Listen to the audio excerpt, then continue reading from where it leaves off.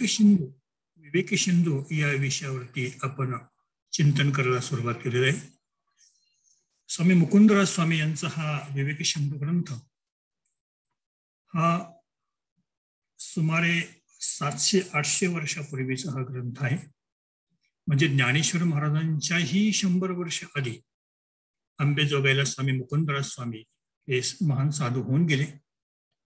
तसं पाहता ज्ञानेश्वरी हा ग्रंथ जरी मराठी भाषेतला अद्ययावत अत्यंत श्रेष्ठ ग्रंथ मानला जातो, याच्यात काहीही दुमत नाहीये. पण ज्ञानदेवांच्याही आधी म्हणजे 100 वर्ष आधी मराठी भाषेमध्ये जो ग्रंथ लिहिला गेला, खरं पाहता त्याच्याही आधी मराठीमध्ये लेखन झालं नाही असं नाही, परंतु ओवीबद्ध असा ग्रंथ लिहिला गेला ज्ञानेश्वरीच्या आधीचा, आणि तो म्हणजे मुकुंदराज स्वामींनी लिहिलेला हा विवेक सिंधू नावाचा ग्रंथ.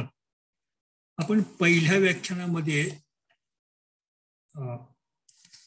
स्वामींचं संपूर्ण चरित्र पाहून ग्रंथाचा सुद्धा परिचय पाहिलेला आहे.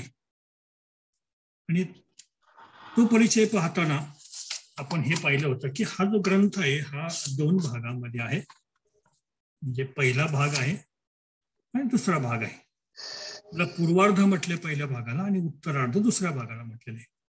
अर्थात पूर्वार्धाला सृष्टिक्रम म्हणजे विश्वाच्या उभारणीची सरणी असं म्हटलेलं आहे, आणि उत्तरार्धाला संहार क्रम म्हणजे संहरणी असं म्हटलेलं आहे. अशा प्रकारे उभारणी आणि संहारणी या पद्धतीने हा ग्रंथ आहे. अत्यंत सुंदर, म्हणजे वेदांत या विषयामध्ये अत्यंत श्रेष्ठ गणला गेलेला असा हा ग्रंथ.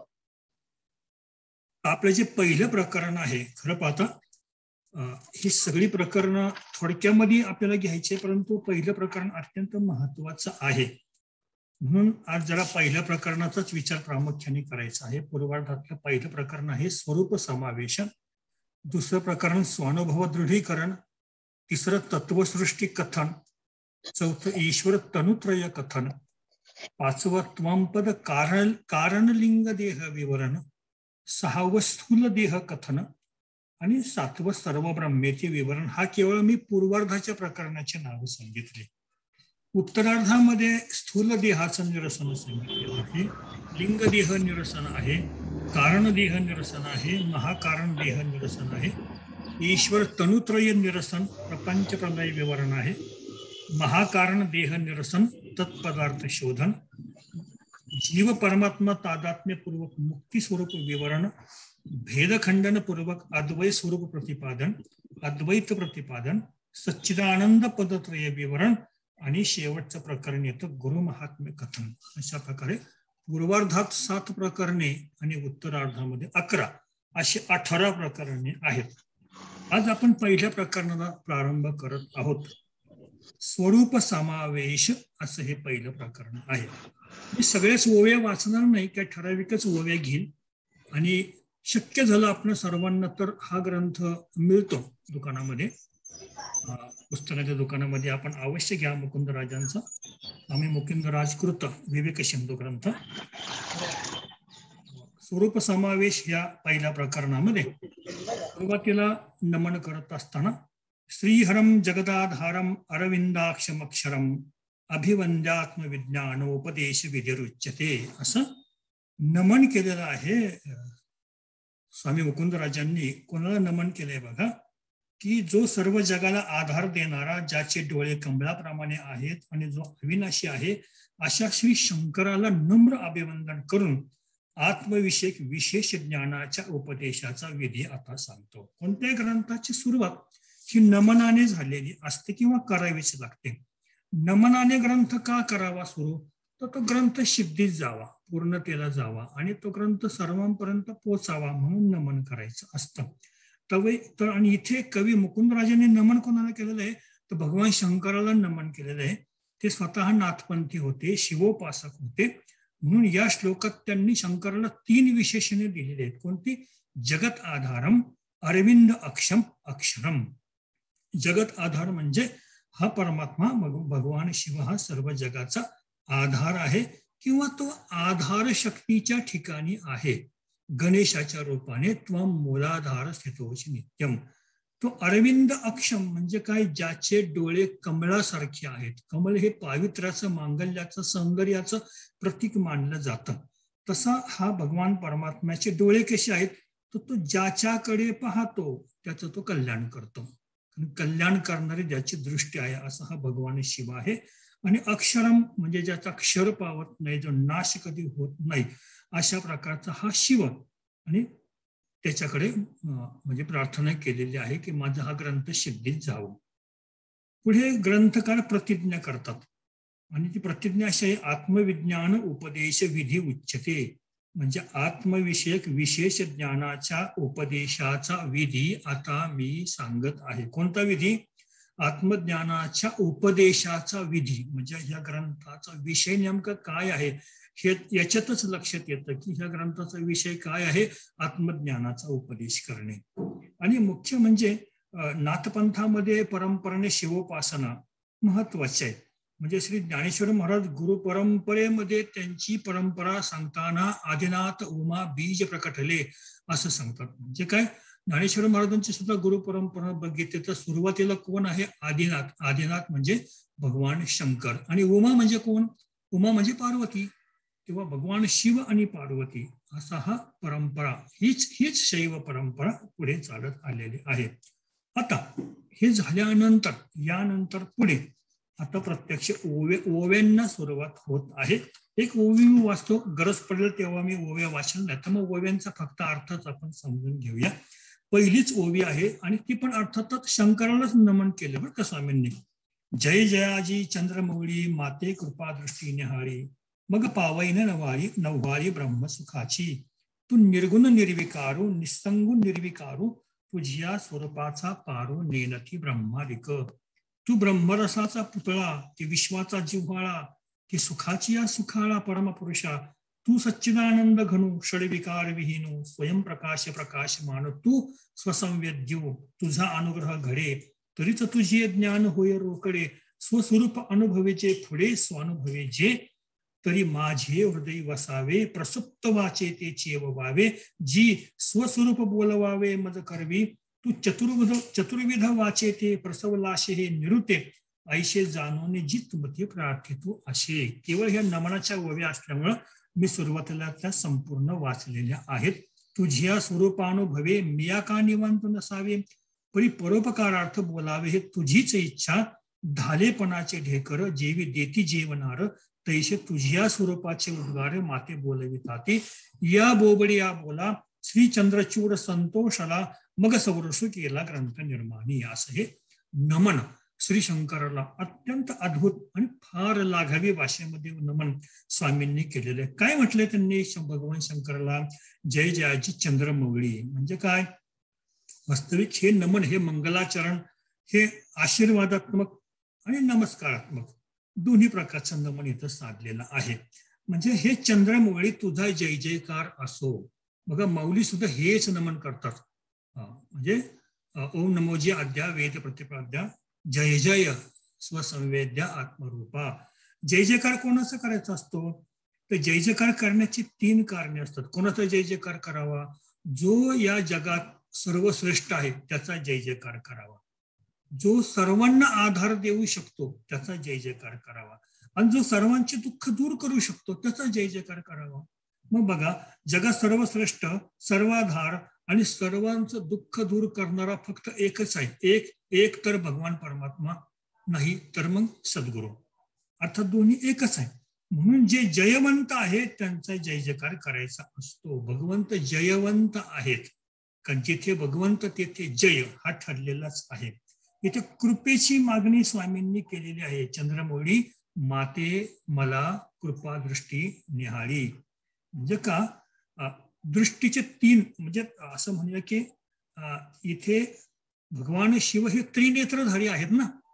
म्हणजे एक नेत्र सूर्य, दुसरा नेत्रामध्ये चंद्र आणि अग्नी हा तिसरा नेत्र आहे. म्हणजे एक प्रकारे हे जे 3 नेत्र आहे हे 3 मुख्य नाड्यांचं प्रतीक आहे, इडा, पिंगला आणि सुषुम्ना. इथं अग्निरूप तृतीय नेत्राने प्रलयंकारी तो विनाश करू शकतो. ज्यावेळेस त्याने तृतीय नेत्र जर उघडला भगवान शिवाने तर तो विश्वाचा विनाश करू शकतो. म्हणून हे शिवा मला तुझी ती दृष्टी नकोय, कोणती अग्निरूप दृष्टी नकोय, विनाशक दृष्टी नकोय, तर कृपादृष्टीची मागणी केलेली आहे. आणि चंद्रमौळी म्हटलेले, त्याच्या मस्तकावरती चंद्र आहे, चंद्र हा शीतल आहे, म्हणजे तो शीतलता देणारा आहे. तुझ्या कृपादृष्टीने तू मला शीतलता दे. म्हणजे कोणती शीतलता? तर त्रिविध तापांनी मी तापलोय, ती तुझ्या चंद्रमौळी, चंद्रमय, कृपामय अशा अमृतमय दृष्टीने, स्निग्ध शांत अशा दृष्टीने मला तू काय कर, जो मी तापलोय या भवतापाने, तो माझा ताप दूर कर. हे चंद्रमौळी तू मला शीतल कर, शांत कर. ब्रह्मसुखाची अपूर्वता, म्हणजे ही ब्रह्मसुखाची अपूर्वता मिळवायची असेल तर नुसती दृष्टीची गरज नाही, तर कृपादृष्टीची गरज आहे. खरं म्हणजे त्याच्या पुढे जाऊन मौली सांगतात की कृपादृष्टीपेक्षा सुद्धा आणखी एक श्रेष्ठ अशी तिसरी दृष्टी आहे. म्हणजे बघा, तुमची आमची सामान्य लोकांची एकमेकावर जी दृष्टी असते त्याला फक्त दृष्टी म्हणतात. भगवंताची भक्तावर जी दृष्टी असते ती कृपादृष्टी असते. पण भगवंताच्याही दृष्टीपेक्षा श्रेष्ठ दृष्टी जर कोणाची असेल तर ती गुरूंची असते.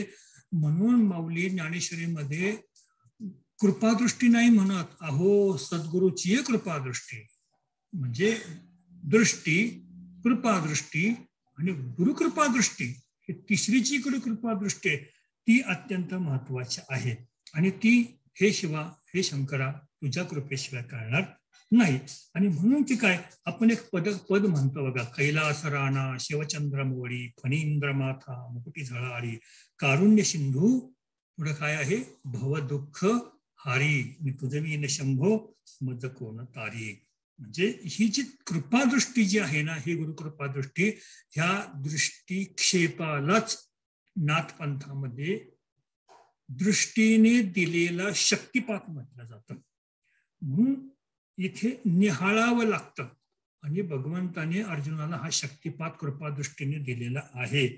म्हणून मग त्याचा परिणाम काय, स्वामी सांगतात, तुझी कृपादृष्टी मला लाभल्यावर मग पावईन नवहाळी ब्रह्मसुखाची, आत्मसुखाची, ब्रह्मसुखाची नवलाई, हे मला तुझ्या कृपादृष्टीने प्राप्त होईल. पुढे ते काय सांगतात की ओळी 2 मध्ये ते उल्लेख करताना शिवाच्या नामाचा उल्लेख करतात. एक वैशिष्ट्य आहे बरं का, शिवनामाचा उल्लेख आणि विश्वनामाचा उल्लेख करण्यामध्ये थोडा एक फरक आहे, मजेशीर फरक आहे बघा. विष्णूच्या नामाचा उल्लेख कसा करतात बघा, अज, अव्यय, अनादि, आदि, अनंत, अविनाशी, अक्षर, अविकारी, असंग, अगुण, अरूप, अनाम, सगळं अ. विष्णूच्या नामाची सुरुवात अ ने केली जाते. पण शिवाच्या नामाचा सुरुवात मात्र कशी केली जाते बघा, निर्गुण, निराकार, निसंग, निर्विकारी, निरामय, नित्य, निर्नाम, निरुपम, अशा प्रकारे नि उपसर्गाने सुरुवात होती. ती कोणाची, शिवाची. म्हणून शिवापासून निघाला तो निगम आणि विष्णूपासून प्राप्त झाला तो आगम. अशा प्रकारे तो निर्गुण निराकार सुद्धा आहे आणि निसंग निर्विकार सुद्धा आहे. म्हणजे काय, गुण, आकार, संग आणि विकार याच्या विरुद्ध निर्गुण, निराकार, निसंग, निर्विकार असा हा परमात्मा आहे. तो कुठल्याही गुणांच्या, आकारांच्या फुटपट्ट्यांनी मापला जात नाही, मोजला जात नाही. तो सर्वांना पुरून उरलेला आहे.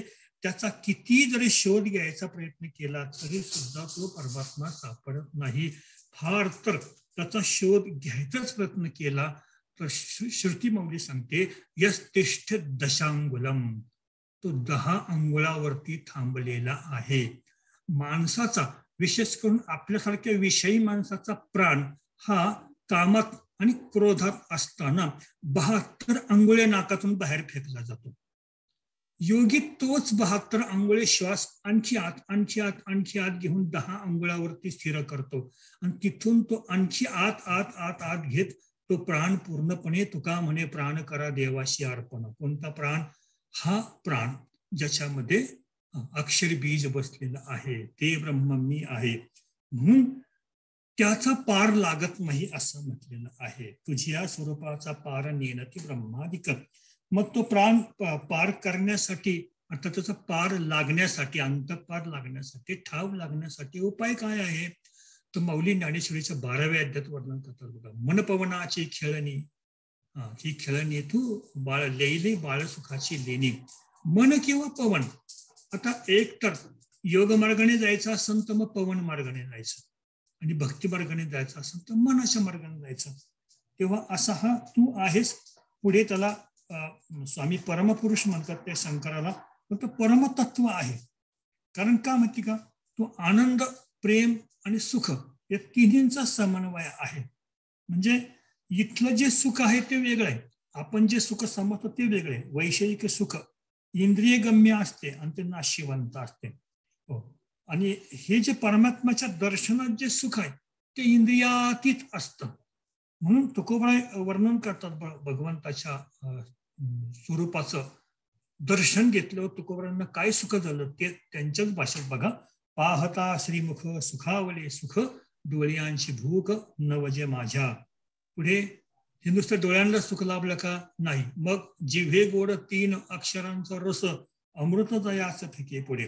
पण नुसती जिभा तृप्त झाली का? नाही. मग श्रवणाची वाट चोखाळले, शुद्ध गेलं भेदाभेद निवारणे. माझे कान सुद्धा शुद्ध झालेले आहे.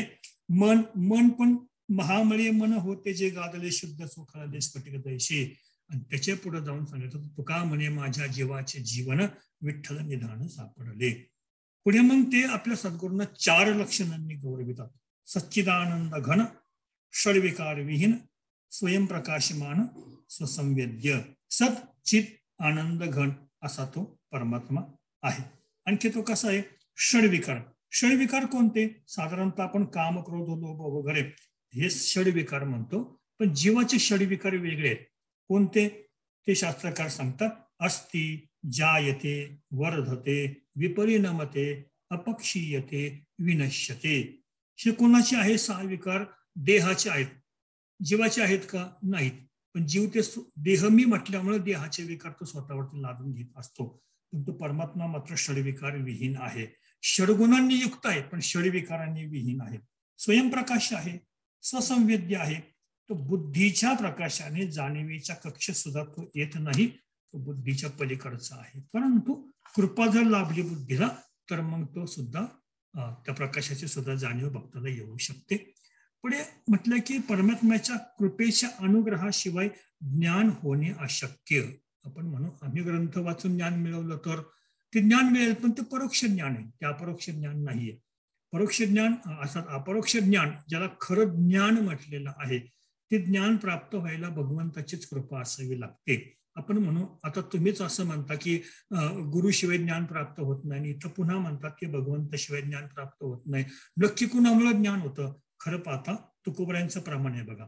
तुका म्हणे कृपा करेल नारायण, तरीच हे वर्म पडे ठाई. असं असं आहे बरं का. खरं पाहता भगवंतच गुरु बनून येतात.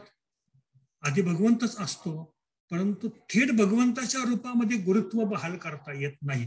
म्हणून माझ्या विठोबाचा कैसा प्रेम भाव आपणची देव होय गुरु. म्हणजे विठोबाच माझ्या जीवनामध्ये बाबाच्या चैतन्य रूपाने गुरु बनून आलेला आहे. आणि म्हणून भगवंतच गुरु बनून येतात, पण आधी भगवंताची कृपा जागी करावी लागते. आणि मग ती कृपा गुरुकृपा बनून शिष्यावरती ओळखते असं म्हटलेलं आहे. मग परमात्मा कृपेची महती जाणून ते स्वस्वरूपाची मागणी करतात आपल्या गुरुकडे. कशाची मागणी करतात? की ग्रंथ निर्मिती पूर्वीची प्रार्थना, आत्मस्वरूपाचे वर्णन माझ्या हृदयात बसून तूच माझ्या प्रसुप्त वाणीतून ते वदव, कारण मला हे शक्य नाही.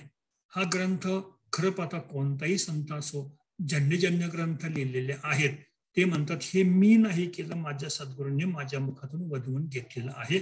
श्री शांतीब्रह्म एकनाथ महाराज म्हणतात की वाणी फक्त माझी आहे, म्हणजे वाचा तोंड मुख फक्त माझं आहे, पण त्याच्यातली बोलणारी जी वाणी आहे ती मात्र माझ्या सद्गुरूंची आहे. म्हणून ते सुद्धा आपल्या नावापुढे एकट्याचं नाव लावत नाही, तर एका जनार्दनी म्हणतात. तुकोबाराय सुद्धा म्हणतात की मी कोण बोलणारा, तुका म्हणे माझी कोणी वदविली वाणी, प्रसादा वाचुनी तुमची या विठ्ठली. अशा प्रकारे माझ्या वाणीमध्ये तू बस आणि जे आहे ते वधवून घे. म्हणजे काय तर इथे चतुर्विध वाणींचा उल्लेख केलाय. माझ्या 4 वाणींना तू जाग कर म्हटलेलं आहे. कारण कुठलंही आतलं ज्ञान, ज्याला आतलं ज्ञान म्हणजे अंतरात्माचं ज्ञान म्हणतात, हे परेतून येत असतं. परेतून ते वैखरीकडे येत असतं. म्हणजे ज्याला घोषनाद वगैरे जे जो प्रकार म्हणजे असं म्हणा की परा मग पश्चंती मग मध्यम आणि मग वैखरी, अशा प्रकारे हा जो आहे की एका टप्प्याटप्प्याने हे ज्ञान आधी अव्यक्तातून ते व्यक्ताकडे येत असतं, पण त्यासाठी ती परावाणी आधी जागृत होणं आवश्यक असते. आणि मग ते अनिर्वचनीय जे भगवंताचं स्वरूप आहे ते वाचेत आणण्याचं कार्य ईश्वरी कृपेने होत असतं. ज्ञानेश्वरी येणं सोपं काम नाहीये. ज्ञानेश्वर महाराजांनी सांगितलंय की मी अनेक जन्माचं बहुत कल्प मी तप केलं माझ्या वाचेने. सत्य बोलण्याचं मी अनेक कल्प तप केलं म्हणून माझ्या मुखातून हे ज्ञानेश्वरी सारखा ग्रंथ लिहिला गेलेला आहे, म्हणजे सांगितला गेला, उच्चारला गेलेला आहे. नाहीतर मग एवढा मनोवाचाम गोचरम असलेला परमात्मा वाणीने व्यक्त करता येणं शक्य नाही. परंतु तुकोबराज सांगतात, का बोलतो मी वाणीने, तर साळुंकी मंजुळ बोलत अशी वाणी शिकविता धनी वेगळाची. आणि मग जगदुद्धाराची तळमळ मुकुंदराजांनी व्यक्त केलेले. ते म्हणतात की वास्तविक मी स्वस्वरूपाच्या अनुभवाने मी निवांत झालेलो आहे, मला काही गरज आहे त्याची. मी आपलं शांत निवांत झालो असतो, पण सद्गुरू तसे नसतात. बुडता ही जन न देखावे डोळा. संत जर निवांत झाले असते त्यांच्या स्वरूपामध्ये आणि त्यांनी जर ग्रंथलेखन केलंच नसतं तर सामान्य जडजीवांचा उद्धार झाला असता का? नसता झाला. वाढावया सुख भक्ती भाव धर्म कुळाचार नाम विठोबाचे हे करण्यासाठी हे भूमंडलावरती संत अवतारला येत असतात. म्हणून ते आपल्या परावाणीचा वापर करून आपल्यासाठी, म्हणजे आपल्यासारख्या जडमुडांच्या उद्धारासाठी एक ग्रंथ निर्माण करून ठेवत असतात. तर त्यांना काय घेणं नाही, मग ते शांत निवांत आत्मस्वरूपामध्ये रममान झालेले, मग्न झालेले असतात, आत्मक्रीड झालेले असतात. पण परोपकारासाठी ते हे ग्रंथ निर्मिती करत असतात. म्हणून मी देखील परोपकारासाठीच ग्रंथ निर्मिती करतोय, माझ्या मुखातून ग्रंथ वधवून घ्या, अशा प्रकारची विनंती स्वामी मुकुंदराज आपल्या सद्गुरूंना करत आहेत. आणि मग त्यांनी आपल्या या शिवस्तुतीचा उपसंहार केलेला आहे 10व्यामध्ये. तेव्हा ह्या उपसंहार त्यांनी करून सांगितलं की मी बोबड्या बोलांनी बोलतोय, तेव्हा माझे हे बोबडे बोल तू काय कर, आपलंसं करून घे. इथं बोबडे बोल म्हणजे श्रद्धेने उच्चारलेले बोल, अंतरंगातून अतीव प्रेमाने बाहेर पडलेले हे बोल आहेत. हे बोल तू माझ्या मुखातून तू वधवून घे. अशा प्रकारे पुढे हे वर्णन केल्यानंतर पुढे ओवी 11 ते 24 मध्ये त्यांनी प्राकृत भाषेची भलावण केलेली आहे. भलावण म्हणजे स्तुती केलेली आहे, महत्व सांगितले. प्राकृत म्हणजे कोणती, अर्थात संस्कृत भाषा सोडली तर बाकीच्यांच्या ज्या ज्या भाषा असतात त्यांना प्राकृत असं म्हटलेलं आहे. आपली मराठी भाषा ही प्राकृत म्हटलेलं आहे आणि मूळची भाषा संस्कृत. वास्तविक मराठी भाषेमध्ये अनेक भाषा आलेल्या आहेत आणि त्या भाषा किती आहेत त्याचा शोध एकाने केलाय बरं का. म्हणजे जे माऊलींनी वर्णन केलं ना, 56 भाषेचा केलाशे गौरव भवर नवी नाव उभारले, तर खरंच ह्या 56 प्रदेशातून 56 भाषा आल्यात का? आलेल्या आहे. ज्ञानेश्वरीमध्ये अशा कोणते कोणते बोल आलेले त्याचं वर्णन आले बरं का ज्ञानेश्वरीमध्ये. तर आपली मराठी भाषा ही अनेक भाषांच्या संमिश्रणातून झालेली आहे. काही बोल हे तद्भव आहे, काही तत्सम आहेत. असू द्या, इथं प्राकृत भाषेविषयी महत्वाचं सांगतात की वेदशास्त्रांचा मथितार्थ मराठी या जोडे फलितार्थ तरी चतुरी परमार्थ का निघावा. म्हणजे इथं सांगितलंय, ते सांगतात की हा जो मी जे मराठी भाषेत बोलतोय ना, हो, की मराठी भाषेच्या आवडीमुळे ही माझी आवड आहे. आणि असं काय नाही की पंडितीचं पांडित्य वळणाच्याच भाषेमध्ये बोलणं, पण असं काही नाही. सामान्य माणसाला जे कळलं, खरं सांगू का, ज्या संतांनी हा प्रयत्न केला ते वाङ्मय अजरामर होऊन टिकलं. बघा तुम्ही, जे जे संत होऊन गेले, म्हणजे तुळशीदासांनी घ्या, तुळशीदासांना रामचरित मानस काही संस्कृतमध्ये रस्ता नसता आला का? मग त्यांनी त्यांच्या परिसरातील तीच भाषा का निवडली? ज्ञानेश्वर महाराजांना सुद्धा संस्कृतमध्ये नसतं करता आलं का? बघा तुम्ही, आपल्या माऊलींना संस्कृत येत होते की नव्हतं येत, जर माऊलींचं संस्कृत जर बघायचं असेल ना, तर अमृत अनुभवाच्या पहिल्या प्रकरणाच्या सुरुवातीचे नुसते 5 श्लोक बघा, म्हणजे कळेल आपल्याला की ज्ञानराजा काही महान आहेत, ते भाषाप्रभू आहेत, ते त्यांना सहज शक्य होतं. पण मराठीमध्येच त्यावेळेच्या प्रचलित असलेल्या भाषेमध्ये ग्रंथ निर्मिती ज्यांनी केली त्यांचे ग्रंथ शेवटपर्यंत टिकले. बाकी मग संस्कृत भाषेतले ग्रंथ फक्त ज्याला संस्कृत कळतं त्यांच्यापर्यंतच टिकलेले आहेत. मग त्या संस्कृत भाषेचं महत्व ते सांगत आहे. काय सांगतात बघा, की ही जी माझी जी प्राकृत भाषा आहे ते सांगतात की जरी हे आरुष बोल पडी रोकडे ब्रह्मज्ञान हे नवल, तरी आवडणं कवनं करलं येत विषय. माझी आरशेपणाचे बोलणे तुम्ही मला काय गावंढळ भाषा आहे, मराठी भाषा आहे. पण खरं सांगू का, उदाहरण फार सुंदर देतात ते. ऊस ऊस किरू दिशे काळा परी घेपे रसाचा गळाळा, तैसे आरुष बोल परी झळाळा दिशे विवेकाचा. ते म्हणतात अरे ऊस वरून दिसायला काळा काळा आहे, वाकडा तिकडा आहे, पण रस कसा आहे वाटला, रस गोड आहे की नाही. तसं ही माझी नवरसात्मक भाषा आहे. इथं नवरसात्मक भाषा मुद्दाम म्हटले बरं का त्यांनी, कारण खरं पाहता भरत मुनींनी जे नाट्यशास्त्र रचलं त्याच्यामध्ये त्यांनी 8 रसांचा उल्लेख केलेला आहे, पण माऊलींनी 9वा रस सांगितलाय. शांत रस हा 9वा रस आहे. सगळ्या रसांचा राजा ज्याला म्हटलेला आहे. म्हणजे ज्ञानेश्वरीची कोणतीही ओवी घ्या, ती ओवी आपल्याला भले त्या ओवीमध्ये बिभत्स रस असेल, करुण रस असन, आणखी हास्य रस असन, जे काय असतील ते बाकीचे रस असतील, परंतु प्रत्येक ओवी त्या शांत रसातून चुकळून बाहेर काढलेली आहे मौलींनी. म्हणून हा शांतरस अत्यंत महत्वाचा, प्रत्येक संतांच्या वाङ्मयाला शांतरस लागू होत असतो. म्हणून ते म्हणतात की हा जो रस मी व्यक्त केलेला आहे हा रस हा शांत रस आहे आणि हा शांतरस आपण सेवन करावा. आणि मग ते सांगतात की जेथ ब्रह्मरसाची गोडी अखंड अनुभवी जे रोकडी ते या बोलाची आवडी साधू जनांशी. खरं म्हणजे साधूंना काय आवडतं, तुम्ही कोणत्या भाषेमध्ये सांगितलं हे न आवडता तुम्ही काय सांगितलं, म्हणजे इथं काय सांगितलं तर आम्ही जे सांगितलं ते काय सांगितलं तर ज्या साहित्याला भगवंताच्या कृपेचा स्पर्श आहे, ज्या साहित्यामध्ये म्हणजे संत साहित्यामध्ये ज्या साहित्यामध्ये आत्मज्ञान, भगवत ज्ञान, भक्तिप्रेम व्यक्त केलं जातं त्याला संत साहित्य म्हणायचं. म्हणून की काय इथं स्पष्ट म्हटलं त्यांनी की तुम्ही माझा हा ग्रंथ पहा. का साधकाने साहित्य वाचावे, पण कोणते वाचावे, कोणाचे वाचावे, कारण साहित्यिक सुद्धा 2 प्रकारचे असतात. कोणी बुद्धिप्रधान असतात आणि कोणी भक्तिप्रधान असतात. खरं पाहता नारद भक्ती सूत्रामध्ये नारदजी म्हणतात की भक्तिशास्त्रानी मननीयानी किंवा श्रवणीयानी न अन्य शास्त्रानी मननीयानी, म्हणजे भक्तिशास्त्रातच मनन करा, अन्य शास्त्रांचं मनन करू नका. असं म्हणण्याचं कारण काय होतं तर त्या अनुभवातून अनुभवे आले अंगात या जगात येत असे.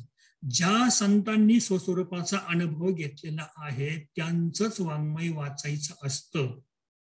का ते वाङ्मय वाचलं तरच त्याच्यातील वाचकाला, वाचकाचा जो लिंगदेह आहे तो लिंग त्या ग्रंथाच्या वाचनाने परिशुद्ध होत असतो. म्हणून ज्ञानेश्वरी पारायण का करायचं, गाथा पारायण का करायचं, एखाद्या ग्रंथाचं पारायण का करायचं, तर त्यांच्या मुखातलं जे हे अमृतमय किंवा दिव्य शक्ती संपन्न बोल जे आलेले असतात संतांच्या मुखातलं, ते आपण आपल्या मुखातून ज्यावेळेस उच्चारतो वैखरीने त्यावेळेस त्याचे ध्वनी कंपनाने आपला लिंगदेह, आपल्या शरीराभोवती असला ज्याला आपण ऑरा म्हणतो, ऑरा, तो शुद्ध होत असतो. म्हणून हे अत्यंत महत्वाचं आहे की परमतत्वाचा स्पर्श ज्या साहित्याला झालेला आहे ते वाचायचं असतं. जे साधू संतांना आवडते तेच खरे साहित्य. बोलवायशे बोले जेणे बोले विठ्ठल डोले, आणि बोल जैसे कल्लोळा अमृताचे मौली संत. रसानुभूतीची गोडी अर्थात ब्रह्मरसानुभूतीची गोडी ज्या ग्रंथामध्ये आहे त्या ग्रंथालाच ग्रंथ म्हणायचं असतं. म्हणून इथे आपल्या ग्रंथाविषयी स्वाभिमानाने काय म्हणतात बघा स्वामी, म्हणोनी विवेक सिंधू येणे नावे ग्रंथु की जैल स्वानुभवे तरी श्रोती अवधान द्यावे म्हणे मुकुंद राजा. स्पष्ट सांगतात. म्हणून विवेक सिंधू या नावाचा ग्रंथ मी स्वानुभवाने रचलेला आहे. म्हणून तर मुकुंदराज हेच म्हणत आहे की श्रोत्यांनो इकडे लक्ष द्या. आणि हा माझा ग्रंथ कसा आहे तर गुरु शिष्याचा संवादात्मक आहे. आपल्या भारतीय ग्रंथांचं वैशिष्ट्य जर बघितलं ना, भले उपनिषदापासून सुरुवात करा. चला, उपनिषदामध्ये सुद्धा गुरु शिष्य संवादात्मकच रचना आपल्याला दिसेल. अगदी म्हणजे गीता बघा, श्रीमद भगवद्गीता या कृष्ण अर्जुन संवाद आहे. श्रीमद भागवत बघा, भगवान श्रीकृष्ण उद्धव संवाद आहे. म्हणजे एकंदर गुरु शिष्याचा संवाद दासबोध ग्रंथाच्या महती सांगताना किंवा माहिती सांगताना समर्थ म्हणतात बघा पहिल्या समासामध्ये, ग्रंथानाम दासबोध गुरु शिष्यांचा संवाद एथ बोधिला विशद भक्ती मार्ग. म्हणजे गुरु शिष्य संवादातूनच, आता संवादातूनच हा ग्रंथ होत असतो. म्हणून अनेक ग्रंथामध्ये आपल्याला संवाद दिसतील, संवाद. व हे संवादच वाचणं फार फार महत्वाचं असतं. मी मागे एका ग्रंथाचा आपल्याला नेहमी संदर्भ केला होता बघा. आमच्या पुण्यामध्ये अर्थात मुळशी तालुक्यामध्ये परमपूज्य पांडुरंगनाथ जगताप बाबांनी मी कोण आहे या ग्रंथ नुकतंच प्रकाशित झालेला आहे, त्याच्यामध्ये प्रश्नोत्तर रूपाने संवाद रूपाने ही मांडणी छान केलेली. आणि विशेष म्हणजे त्या प्रश्नोत्तर रूपामध्ये संवादामध्ये शिष्याने प्रश्न विचारायचा, गुरुने उत्तर द्यायचं. छोट्याशा त्या विवल्याशा ग्रंथामध्ये, परंतु या केवळ संवादात्मक प्रकरणामध्ये कितीतरी गोष्टी या संवादातून सिद्ध होत असतात. अजूनही जिथे सत्संग असतो, जिथे जे गुरु शिष्यांचा मेळा जमलेला असतो काही उद्देशाने, तिथे प्रश्नोत्तरातूनच संवादातूनच ज्ञानाची उत्पत्ती होत असते. म्हणून संवाद असतो तोच ग्रंथ. एकतर्फी सांगितला तर तो ग्रंथ नसतोच. मुळे व योग वासिष्ठासारखा इतका प्रचंड मोठा ग्रंथ, जवळजवळ 30-35 हजार श्लोकांचा ग्रंथ आहे तो ग्रंथ सुद्धा वशिष्ठ मुनी आणि भगवान श्रीरामचंद्र यांच्या संवादात नाही. आपला महाभारत तरी घ्या ना तुम्ही, महाभारतात तरी काय आहे, संवादच आहे. म्हणजे अशा प्रकारे हा संवादातून, म्हणून इथे ते सांगतात, मौली सुद्धा म्हणतात बघा, माझा मराठाची बोलू कौतुके परी अमृतातही पैजा जिंके, ऐशी अक्षरे रसिके मिळवीन. गुरु शिष्याच्या संवादातून मी अशी अक्षरे मिळवीन. पण मग मी मराठी भाषा का घेतली, तुम्ही म्हणा मराठी भाषा का घेतली, तर म्हणतात मराठी भाषा सांगितलं म्हणून काय बिघडलं, ज्ञान तेच असतं, भाषा बदलली म्हणून काय झालं. बघा मौली वर्णन करतात की संस्कृत तीरे संस्कृताची गहने तोडुनी मराठ्या बोल सोपाने रचली धर्मनिधाने निवृत्ती देवे. संस्कृताची गहन वने तोडून तिथे सुंदर मराठी भाषेमध्ये त्या नदीवरती सुंदर सोपान रचलेलं आहे. अगदी तसंच एकनाथ महाराज त्यांच्या ग्रंथाविषयी म्हणतात, आणि तुम्ही संस्कृत वाणीला महत्वाचं समजता, मान्य करू त्या काळामध्ये संस्कृत वाणीला महत्व होतं, पण आता मराठी वाणी महत्वाची आहे. मग संस्कृत वाणी म्हणे देवांनी केली ना, आम्ही कुठे नाही म्हणतो. नाथवाडा स्पष्ट सांगतात, संस्कृत वाणी देवे केली. मग प्राकृत काय चोरापासून झाली, मराठी आमची काय चोरांनी निर्माण केली का, हा अभिमान तुम्ही अजिबात धरू नका. म्हणून ग्रंथाची प्रशस्ती करताना मुकुंदर स्वामी काय म्हणतात बघा, भाषा हो का मराठी परी उपनिषदाचीच रहाटी, तेथीचा अर्थ जीवाची या गाठी कान बांधावा. हे बघा, जरी माझी भाषा मराठी अशा नका, पण उपनिषद सांगते ना, उपनिषदाचा अर्थ मी जर मराठीतून व्यक्त होत असेल तर श्रोत्यांनी का घेऊ नये. येथे शिष्याच्या शंका आणि आक्षेप आणि गुरुकडून मिळणाऱ्या स्पष्टीकरणात्मक वाक्याचा दीप आहे ते सिद्ध आहेत. म्हणजे शिष्याने प्रश्न विचारायचा, म्हणजे शंका हा जणू काय एक अंधार म्हटलेला आहे, आणि गुरुवाक्याचा दीप म्हटलेला आहे. गुरुवाक्य दीपाने शिष्याच्या अंतःकरणातला अंधार, म्हणजे गुरुवाक्यातून बाहेर पडलेल्या, मुखातून बाहेर पडलेल्या ज्ञानरूपी प्रकाशाने, त्या बोलाच्या उच्चाराने करी तिमिराचा नाश उदय होऊन प्रकाश तोडी आशा पाश करी वाच उदय.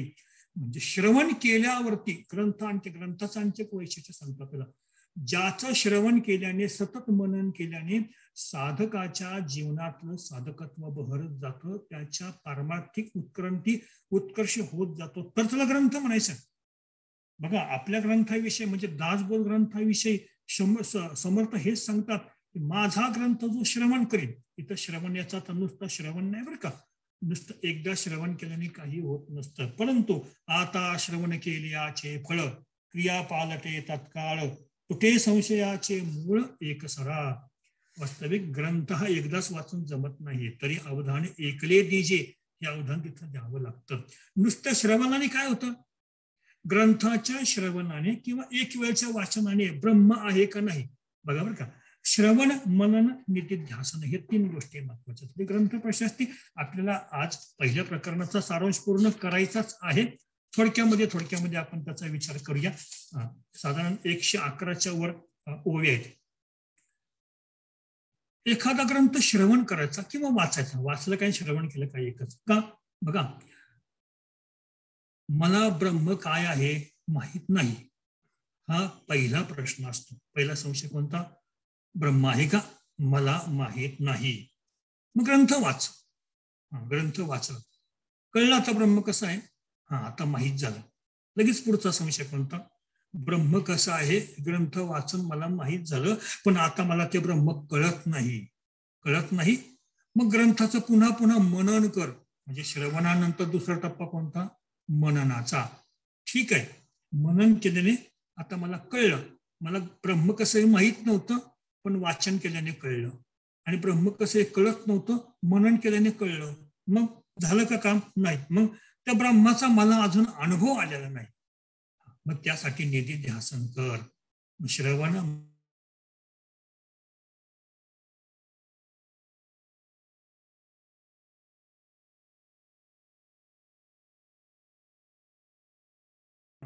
येथेची ओळखी वेघेची ओळखी म्हणजे याच देही याचे डोळा भोगीचे मुक्तीचा सोहळा तरी वैराग्याच्या ताते वेळा का शिनावे. म्हणजे माझा ग्रंथ वाचल्यानंतर काय काय होऊ शकेल ते सांगतात की हा ग्रंथ वाचल्यानंतर मी कोण आहे याचं ज्ञान होईल. मी कोण आहे याचं ज्ञान होतं म्हणजे काय होत असतं, वास्तविक मी कोण आहे मला माहित नाही का, मी अमुक अमुक नामारूपाचा माणूस आहे नाही, ही आपली देहाची ओळख झाली. आपली खरी ओळख कोणती ती जर करून घ्यायची असेल तर एकच उपाय येतो म्हणजे ग्रंथ समजून घेणं. इथपर्यंत ग्रंथाचं महत्व सांगितल्यानंतर आता ते पुढे सद्गुरूंची महत्व आणि सद्गुरूंची लक्षणं सांगतात. मोठा विषय आहे परंतु आपण थोडक्यामध्ये घेऊया. 36 ते 52 या श्लोकामध्ये त्यांनी सद्गुरूंची 21 लक्षणे सांगितलेली आहेत. त्याच्यातल्या काही थोड्याशाच लक्षणांचा आपण विचार करूया. सद्गुरूची लक्षणे बोलती वेदशास्त्र पुराणे ती जाणून या शहाणे अनुसरती. आता 1-2-3 ओव्या बघू आपण आणि मग पुढे जाऊया. जे संसाराशी वेगळे ज्ञान वैराग्याशी आगळे ब्रह्मरशी आनंदले ते सद्गुरू जाणावे.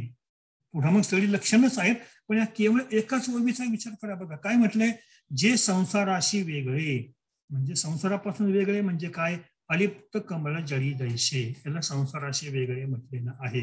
ज्ञान वैराग्याशी आगळे म्हणजे ज्ञान आणि वैराग्य या ते श्रेष्ठ आहेत. तुकोबराय विषयी निळोबराय वर्णन करतात. भक्ती ज्ञानी आणि वैराग्य आगळा ऐसा नाही डोळा देखीला. माझे तुकोबराय कसे आहेत, भक्ती ज्ञान आणि वैराग्य याच्यामध्ये सर्वश्रेष्ठ आहे. आणि तिसरं महत्वाचं लक्षण म्हणजे कोणतं, ब्रह्मरसे आनंदले ते सद्गुरू जाणावे. ब्रह्मरसाने जे आनंदलेले आहेत. पुढे मग बरंच सांगितलंय की काम त्यांना विषय सुखाचे डोळे नाहीत, ज्यांचं चित्त विषय सुखाकडे उचंबळत नाही. आणि ब्रह्मादिक पिपलिकांती सकळे भूत जाती जयांचे चित्तवृत्ती न धरे विषम भावाते वगैरे वगैरे अशी सगळी लक्षणं आहेत. पण आता आपल्याला सगळ्या लक्षणांचा विचार करायचा नाही. आपण ग्रंथाचा थोडक्यात अभ्यास करत आहोत म्हणजे आपला हा अभ्यास जो आहे तृतीय वर्षाचा त्याच्यामध्ये हा ग्रंथाचा फक्त आपल्याला परिचय करून घ्यायचा आहे. त्यामुळे ओवी न ओवी जर घ्यायची म्हटली तर मग आपल्याला वेळ पुरणार नाही आणि सत्र सुद्धा संपून जाईल. तेव्हा सांगायचं काय की थोडक्यात आपण शीतळून भक्ताची परीक्षा म्हणा या न्यायाने थोडक्यात आपण ही ग्रंथामध्ये जी सांगितलेली ही सगळी 21 लक्षणं जी सांगितलेली आहे. म्हणून आपण सर्वांना सांगायचं की हा ग्रंथ आपण जरूर आणा आणि वाचायला सुरुवात करा. अशी ही सगळी लक्षणं सांगून झाल्यानंतर मग पुढे शिष्याचं पण गुणवर्णन करायला पाहिजे ना. सद्गुरूंचे लक्षणं सांगून झाले, आता शिष्याचं सुद्धा गुणवर्णन करतात. फार सुंदर गुण आहेत बरं का, आणि खूप गुण आहेत. काही गुण सांगताना काही नकारात्मक गुण सांगितलेले आणि काही सकारात्मक गुण सांगितलेले. फक्त त्या गुणांचा एक दोन ओव्यांचा फक्त परिचय करून आपण पुढे जाऊया. आज आपल्याला पहिलं प्रकरण पूर्ण करायचंच आहे. बघा पहिलीच ओवी वाचतो शिष्याच्या गुणवर्णनाची. न होवावा आळशी निष्ठुर आणि स्वकार्य तत्पर गुरुदास्यविषयी कातर तो शिष्यू न करावा. हे झालं नकारात्मक लक्षण. पहिलं नकारात्मक सांगितलं. गुरुने शिष्य कोणाला करू नये किंवा शिष्य कसा नसावा दोन्ही अर्थाने बघा. तो आळशी नसावा, स्वकार्यामध्ये तत्पर असणारा असावा, गुरुदास्याविषयी तो तत्पर असावा. पण काही ठिकाणी असे आपल्याला शिष्य मिळतात कसे, जारण मारण विध्वंसन स्तंभन मोहन वशीकरण उच्चाटन हे सप्तविध करण करीती ते त्यजावे. ह्याला शिष्य म्हणत नाही. सद्गुरूंनी दिलेला मार्ग सोडून अन्य मार्गाला जे जातात ते शिष्य नाही, त्यांचा सरळ सरळ त्याग करा म्हणून सांगितलेले आहे. अशा प्रकारे अनेक लक्षणं इथं सांगितलेलं आहे शिष्याविषयी. ही झाली नकारात्मक लक्षणं. आता बघूया सकारात्मक लक्षणं कोणती असावी शिष्याची. तर जे संसाराचे सळे वैराग्याचे आणि बळे सर्व दोषांशी वेगळे ते सत्शिष्य जाणावे. अत्यंत महत्वाची गोष्ट सांगितलेली आहे. सत्शिष्य कोण, की जो सद्गुरूंना काया वाचा मनोभावे शरण गेलेला असतो तो. खरं पाहता गुरु कोण आहे माहिती का, गुरु साक्षात परब्रह्म आहे. साक्षात परब्रह्म म्हणजे काय, साक्षात म्हणजे स अक्षत, अक्ष म्हणजे डोळे, डोळ्यांच्या समोर आपण एकमेकाला पाहतो की नाही, तुम्ही मला मी तुम्हाला, भले आता आपण आभासी पाहतोय काय हरकत नाही, पण पाहतोय ना, हे साक्षात आहे, म्हणजे डोळ्यांनी पाहिलं जाणारं दर्शन. पण गुरु ब्रह्मा विष्णू महेशापेक्षा का श्रेष्ठ आहे? ब्रह्मा आहे ना, आहे, विष्णू आहे, महेश आहे, पण साक्षात आहे का हो? ब्रह्मदेव साक्षात आहे का आपल्या समोर आता? भगवान विष्णू आहेत का साक्षात? शंकर आहेत का साक्षात? साक्षात कोण?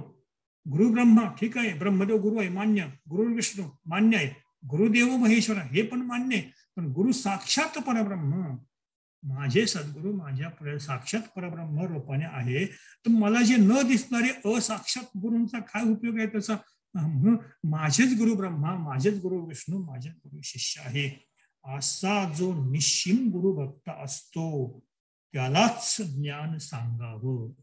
जे शुद्ध अंतःकरणी विरक्त सत्यवादी दृढव्रत निश्चिम गुरु भक्त अनन्य भावे. म्हणून आपल्या खरं पाहता गुरु शिष्य परंपरेमध्ये असं म्हटले, गुरुद्रोह हे महापातक सांगितलेलं आहे.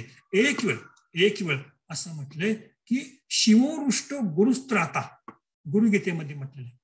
तुमच्यावर जर तुमचा उपास्य दैवत कोण असेल, विष्णू असेल, शंकर असेल, कोणी का असणार, तुमचा देव जर तुमच्यावर कोपला तर गुरु तुमचं रक्षण करू शकतो. शिवोरुष्टो गुरुस्त्राता. बघा तुम्ही, शिवाने म्हणजे भगवंताने आपलं प्रारब्ध लिहून दिलेलं आहे. प्रारब्धात ज्या काही घटना घडणार असतात, मग ते मृत्यूसारख्या सुद्धा घटना अशा नका, त्या प्रारब्धाने म्हणजे भगवंताने त्या लिहून दिल्या. भगवंत पण प्रारब्ध कधी मोडत नाही. म्हणजे असं म्हटलंय की स्वयंभक्त प्रारब्ध घडवी ही माय, आज्ञे विना काल ना नेय त्याला, परलोकी ही ना भीती थयाला, उगाची भीतोशी भय हे पळो दे, वसे अंतरी स्वामी शक्ती करो दे, जगी जन्म मृत्यू असे खेळ ज्याचा, नको घाबरू तू असे बाळ ज्याचा, असं स्वामी समर्थाविषयी म्हटलेलं आहे. म्हणजे काय, प्रारब्ध बदलवण्याचं सामर्थ्य असं म्हणता येणार नाही, पण प्रारब्ध भगवंत बदलवू शकत नाही, पण सद्गुरू बदलवू शकतात. एखाद्याच्या जीवनामध्ये समजा काही मृत्यू म्हणजे त्याला गंडांतर योग म्हटलेलं आहे. मी तुम्हाला पुन्हा सांगत असतो, नेहमी ग्रंथाचा मी उल्लेख देत असतो. सद्गुरू पांडुरंगनाथ जगताप यांचं एक चरित्र आहे बघा, नुकतंच चरित्र प्रकाशन झालेलं आहे. त्याच्यामध्ये त्यांनी त्यांच्या एका शिष्याला सांगितलं, बाबा रे तू कामावरती जाऊ नकोस, 7-8 दिवस सांगितलं जाऊ नको. त्याला वाटलं बाबा मला काय सांगतात जाऊ नको, इकडे माझं ड्युटी, मला कामावर जायला पाहिजे, मला कामावर काढून टाकतील. पण म्हणजे थांब जरा, अजून उद्याच्या दिवस तरी जाऊ नको. पण तो काही न विचारता गेला तर तिथे काहीतरी मोठी घटना घडली, स्फोट घडला कामामध्ये. काम करता करता स्फोट झाला आणि त्याच्यामध्ये त्याच्या शेजारचा मनुष्य मेला आणि याचा फक्त डोळा फुटला, अर्थात डोळ्यावर निभावलं बरं का. मग सद्गुरूंनी सांगितलं, बाबा रे तू आजच्या दिवस दस्त गेला, माझं ऐकलं असतंस तर तो डोळा सुद्धा वाचला असतं की नाही. याचा अर्थ काय होतो? याचा अर्थ काय की भगवंत प्रारब्ध नाही बदलू शकत, मुळीच बदलू शकत नाही, तोच प्रारब्धाला बांधलेला आहे. भले प्रभू रामचंद्राच्या रूपानं येई नका, 14 वर्ष वनवास भोगलाच की शेवटी, प्रारब्धाला भगवंत सुद्धा बांधलेला आहे. सद्गुरू तसे नाही, सद्गुरू प्रारब्धावर मात करू शकतात. म्हणून सद्गुरू या शिष्याला त्याचं प्रारब्ध बाजूला सारून त्याचं जीवन बदलवू शकतात. ते कसं बदलायचे सामर्थ्य सद्गुरूंकडे असते. पण कोणत्या शिष्याच्या बाबतीत निश्चित गुरु भक्त असावं लागतं, अनन्य भावे तो असावा लागतो. अनन्य भावे नसेल तर मग सद्गुरू म्हणतो, जा तुझी तू काळजी घे, मला काही सांगू नको. म्हणून आपण एक गोष्ट ऐकतो बघा नेहमी, कदाचित आपण ती गोष्ट ऐकल्यास हवी. माकडाचं पिल्लू आणि मांजराचं पिल्लू. बघा तुम्ही, माकडाला पण पिल्लू असतं, परंतु ती माकडीन त्या पिलाला कशी पोटाशी घेते, म्हणजे काय, माकडीन त्या पिलाला पकडत नाही, पिलाने आईच्या पोटाला घट्ट घडलेलं असतं आणि ती माकडी ह्या झाडावरून त्या झाडावरून इकडे तिकडे उड्या मारते. समजा त्या पिलाने त्याचे हात जर सोडले तर पिलू खाली पडेल, त्याला जखम होईल, कदाचित मरे नाही. ही जबाबदारी आई माकडी घेत नाही. ती पिलाला म्हणते, मी तुला धरणार नाही, तू मला धरायचं. याच्या पूर्ण उलट मांजरीचं पिल्लू बघा, नुकतंच व्यालेली मांजर असते, ती आपल्या पिलांचं ते मऊ लुसलुशीत मान अलगदपणे आपल्या तोंडात म्हणजे म्हणण्यापेक्षा त्या दातामध्ये जे सुळेदार तिचे दात असतात, ज्या दाताने ती उंदराला कडकड करून खाऊन टाकते, त्या दातामध्ये अणकुचीदार दातामध्ये आपल्या पिलाचे नाजूक मान अलगदपणे उचलून मांजर इकडं तिकडं येते. पिलू काहीच करत नाही, फक्त मान आईच्या तोंडात देऊन गप्प बसलेलं असतं. बस फक्त भगवंतावर सोपवून देणं म्हणजे माकडाचं पिलू होणं आणि सद्गुरूंवरती सोपवून देणं म्हणजे मांजराचं पिलू होणं. म्हणजे अशा प्रकारे तो शिष्य कसा असावा, तर शिष्य कोणता जे उदारा मनाचे साचारा भावाचे वाटेकार मुक्तीचे ते सत्शिष्य जाणावे आणि त्यांना सद्गुरूंनी उपदेश करावा. या सानुरागा शिष्याचे स्वीकारावे श्री गुरुनाथे ज्ञान उपदेशावे निरुते पात्रभूत जे. पात्र पाहूनच उपदेश करावा, अन्यथा अपात्राला उपदेश केला असता तो वाया जात असतो. असा हा गुरु शिष्य लक्षणाचा अत्यंत सुंदर असा विचार इथे व्यक्त केलेला आहे. आणि मग त्याच्यानंतर हे श्रीगुरूंचा महिमा ते सांगत आहे.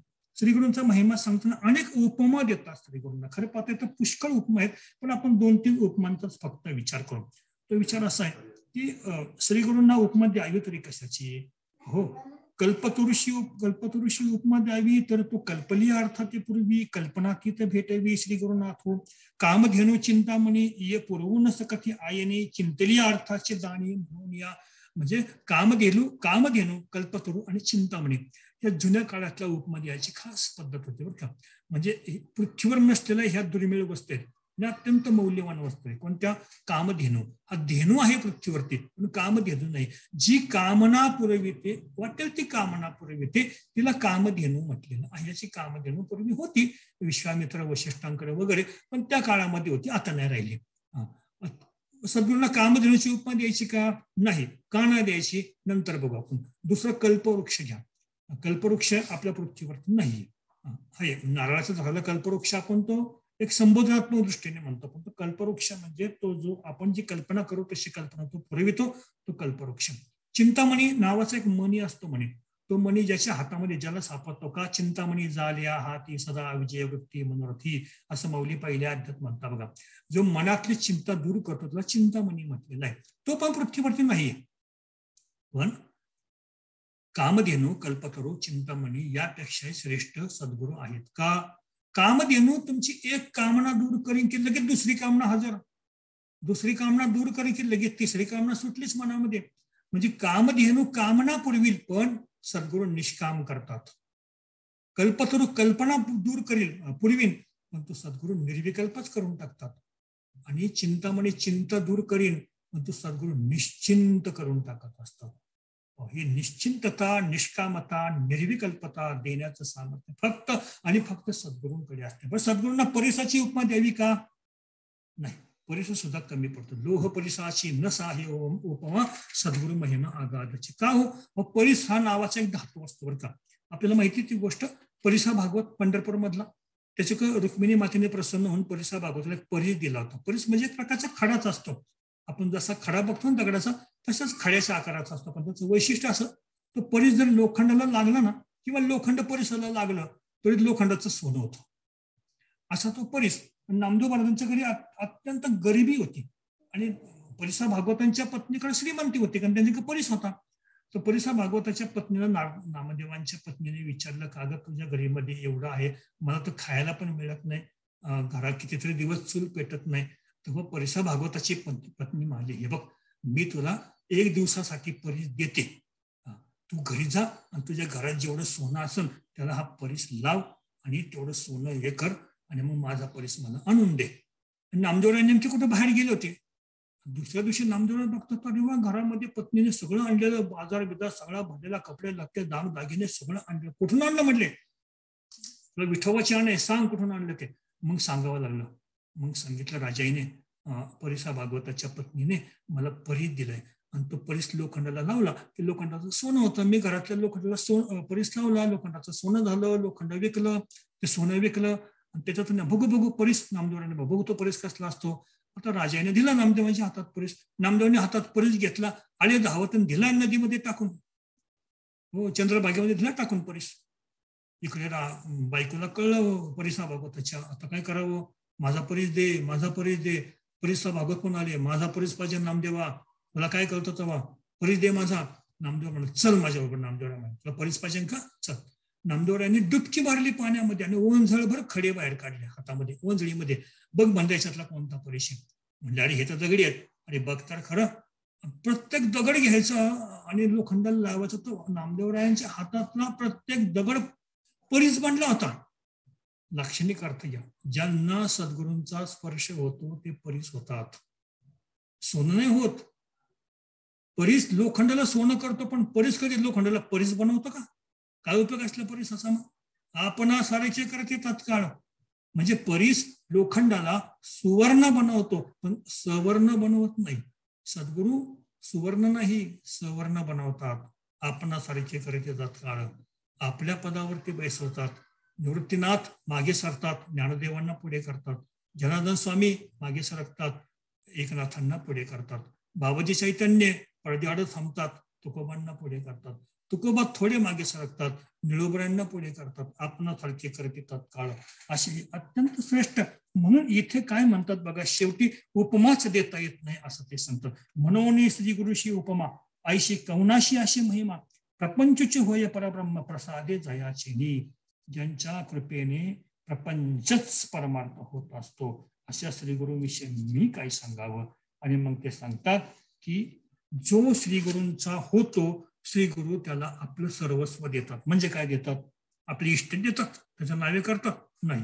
ही इष्ट नाशिवंत आहे, मग ते काय करतात? ते आपलं स्वत्व स्वस्वरूपत्व आपल्या शिष्याला, अधिकारी शिष्याला देऊन टाकतात. पण इथे आणखी ज्ञानबाचे लेख सांगतात स्वामी, आणि मग हा अध्याय संपतो. ते सांगतात परंतु अशासाठी त्या शिष्याने सद्गुरूंना तशा पद्धतीने शरण जायला पाहिजे. शरण कसं जावं?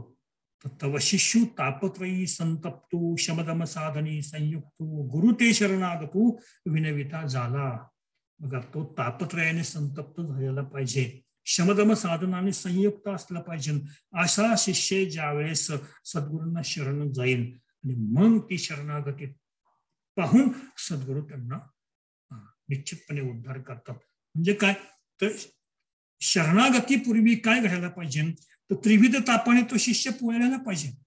अजून तो शमदमाने साधनाने युक्त असला पाहिजे.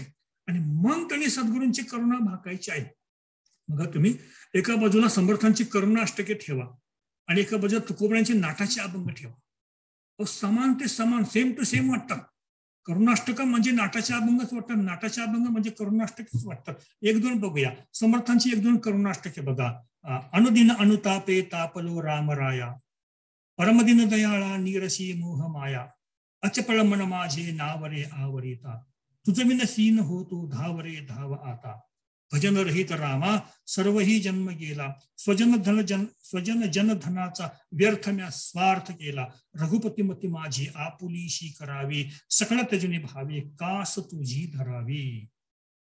आता तुझे नाटाच्या अभंगात या. नाटाच्या अभंगात हे करुणाष्टकामध्ये समर्थांचा श्रीरामाशी करुणा भाकलेली आहे. नाटाच्या अभंगामध्ये तुकोबराय विठ्ठलाची करुणा बघतात. आता मी न पडे सायाशी, संसार दुःखाची पाशी, शरणरी घेणे संताशी, तव पायाशी ठाव पायापाशी मी मागेन, नकळे संचित होते काय, कोण्या पुण्य तुझे लाधती पाय, आता मज न विसंबे व माय, मोकलुने धाय विनवी तसे, बहुत जाचुल संसारे मोह माया जाळाच्या विखारे, त्रिगुण येतातील लहरे तेने दुःखे थोर आक्रंदलो, आता मज न सहावे सर्वथा, संसार गंधीची हे वार्ता, झालो वेडा आसोनी जाणता, पावे अनंता तुका म्हणे. तेच समर्थ काय म्हणतात बघा, तुझं विन करुणा हे कोण जाणेल माझी, शिनत शिनत पोटी पाहिली वाट तुझी, झडकडे झड घाली धाव पंचाननारे, तुझं विन मज नेते जंबुकी वासनारे, जळत होते माझे जन्म कोट्यान कोटी, मजवडी करुणेचा राघवा पूर लोटी, तळमळ निववीरे राम कारुण्य सिंधू, षडरी पुकळ माझे तोडी याचा संबंधो. अशा प्रकारचा ज्याच्या अंतकरणात शरणागताचा तीव्र भाव निर्माण होऊन, ज्याला तीव्र मुमुक्ष दशा म्हणतात, आणि जिज्ञासता ज्याचे टोकाला जाऊन पोहोचलेले, असा वैराग्याने संपन्न झालेला त्रिविध तापाने पोळलेल्या शिष्यालाच सद्गुरूंनी उपदेश करायचा असतो.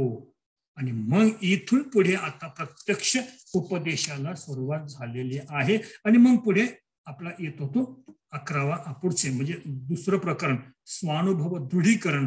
अर्थात स्वानुभव दृढीकरणामध्ये थेट तुर्यावस्थेपासूनच वर्णन केलेलं आहे.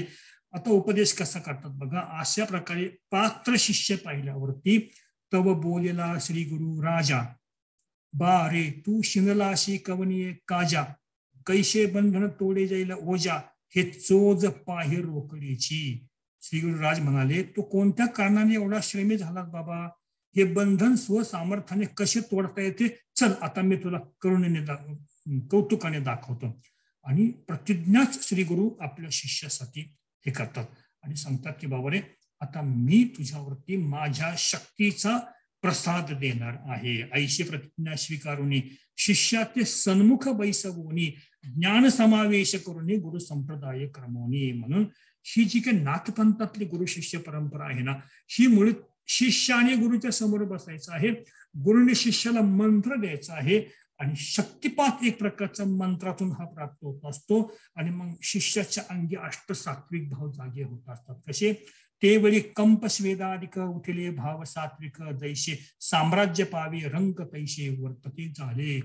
अशा शिष्याला नाना तऱ्हेचे असे शक्तिपात झाल्यावरती त्याला वाटतं आकाशामध्ये तारे चमकत आहेत, अनेक प्रकारचे रंगीबिरंगी त्याला नाना तऱ्हेचे रंग दिसू लागतात, नाना तऱ्हेचे ध्वनी ऐकू येऊ लागतात. पृथ्वी आपतेजी वायू आकाश पंचही महाभूतांचे त्याला सगळे गुणधर्म त्याला पाहायला मिळतात. पृथ्वीतला सुगंध त्याला, नाना तऱ्हेचे दिव्य गंध त्याच्या अनुभवाला येत असतात. आणि वायू तत्वातून आलेला जो बोल आहे, आकाशाचा जो बोल आहे, वायूचा जो स्पर्श आहे, रूप रस गंध पंचही असलेल्या विषयांची अनुभूती पण दिव्य तत्वावरती त्याला अंतरंगातून प्राप्त होत असते. आणि मग काय अवस्था त्या शिष्याची झाली स्वामी वर्णन करतात. तव आनंदाचा पुरू शिष्य सरिते आला थोरू तेथ अविवेक पवनारू गुरु जाय. आनंदाची प्राप्ती झालेली आहे. तेथ जाणीव नेणीव ना सरले भावा भाव जेथ एक चतुर राणीव तया योग्य राजाशी. जाणीव नाणीव नेणीव आठव नाठव सर्व काहीच उरलेलं नाही. आणि स्वस्वरूपाच्या निद्रेमध्ये तो शिष्य तिथे रममान झालेला आहे. सुखे मिनी जलोगा शून्य सारुणे तेथे त्रिकुट शिखरेगा दान मिळे आई ते. अशा प्रकारे हा जो आहे हा राजयोग आहे. हा राजयोग इथे स्वामींनी आपल्या शिष्याला सांगण्याची प्रतिज्ञा ह्या पहिल्या प्रकरणामध्ये इति श्रीमद विवेक सिंधो सृष्टिक्रमे गुरुशिष्य संवादे स्वरूप समावेशो नाम प्रथम प्रकरणम समाप्तम. या पहिल्या प्रकरणामध्ये अशा प्रकारचे समग्र, याला पूर्व भूमिका आपण म्हणूया, स्वरूपाच्या प्राप्तीसाठी आवश्यक असलेली पात्रता म्हणूया, गुरुची लक्षणं शिष्याची लक्षणं म्हणूया, त्यासाठी अधिकार असलेले जे काही साधन चतुष्टय संपन्नता असली पाहिजे, ती संपन्नता कशी पाहिजे, असे समग्र वर्णन पायाभूत रूपाने या पहिल्या प्रकरणामध्ये करून त्याच्यानंतर पुढे खऱ्या अर्थाने उपदेशाला प्रारंभ जो झालेला आहे तो आपण याच्या नंतरच्या दुसऱ्या प्रकरणापासून पुढील व्याख्यानामध्ये बघूया. झालेली सेवा स्वामी मुकुंदराजांच्या चरणी, संत सद्गुरूंच्या चरणी मी समर्पित करून माझ्या वाणीला विराम देत आहे. रामकृष्ण. कुंडलिक वरदा हरी विठ्ठल श्री ज्ञानदेव तुकाराम पंढरीनाथ भगवान की जय. माऊली ज्ञानेश्वर महाराज की जय. जगद्गुरु तुकाराम महाराज की जय. आता विश्वात्मके देवी येणे वाग्यज्ञे तोषावे तोषानी मजद्यावे असाय दान जे खळांची व्यंकटी सांडो तया सत्कर्मी रतिवाडो भूता परस्परे पडो मैत्र जीवाचे दुरितांचे तिमिर जाओ विश्वसधर्म सूर्य पाहू जो जे वांछिल तो ते लाभो प्राणी जात वर्षत सकळ मंगळी ईश्वर निष्ठांची मांदियाळी अनवरत भूमंडळी भेट तू भूता चला कल्पतरूंचे आरव चेतना चिंतामणींचे गाव बोलते जे अर्णव पियुषा चंद्रमेचे अलांछन मार्तंडचे तापहीन ते सर्वांनी सदा सज्जन सोय रे होतु किंबहुना सर्व सुखी पूर्ण होनी तिन्ही लोकी भजी जो आदि पुरुखी अखंडित आणि ग्रंथोपजीविये विशेषी लोकी दृष्टा दृष्ट विजये होवावेजी येथ म्हणे श्री विश्वेश्वराव हा होईल दान पसावो येणेवरे ज्ञानदेवो सुखिया दाना सुखिया दाना सुखिया